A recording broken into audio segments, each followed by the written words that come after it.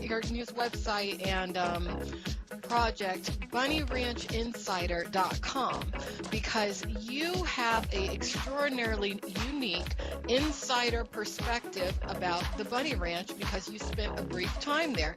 Tell me about how you arrived at the Bunny Ranch, a little bit of what you witnessed, and let's kind of relate that to what we know are inconsistencies and what Dennis Hof is saying in regards to Lamar Odom.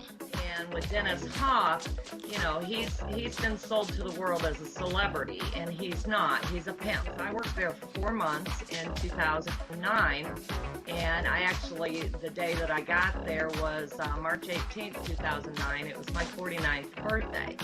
And Oprah's production team was there, and they were filming a piece for the Oprah show at the time. Which is very interesting, by the way. Right. And I'm also featured on one of the Cat House episodes that's on HBO. But these girls work 12-hour shifts, 6 days a week. If you want a day off after 6 days, you have to put in notice ahead of time. And they're not even considered employees, right? They're not employees. No.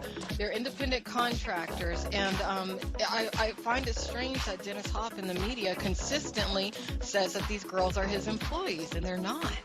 Well, they're using the terms interchangeably, and it seems to be when it's convenient. Exactly. And those girls have no personal life. Dennis Hof, when they work for him and they're in that brothel, or even when they're away from that brothel, he determines what they do, who they do it with, and, if they meet somebody at the brothel and they fall in love with them, they can't go date that man.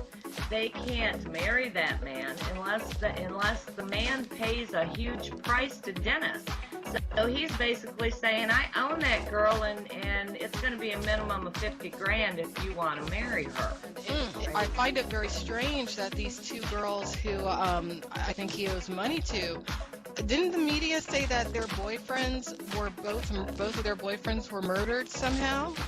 Right, yeah. I mean, what a weird coincidence that Dennis Hof has 2 prostitutes working at his brothel that had boyfriends murdered and families stalked.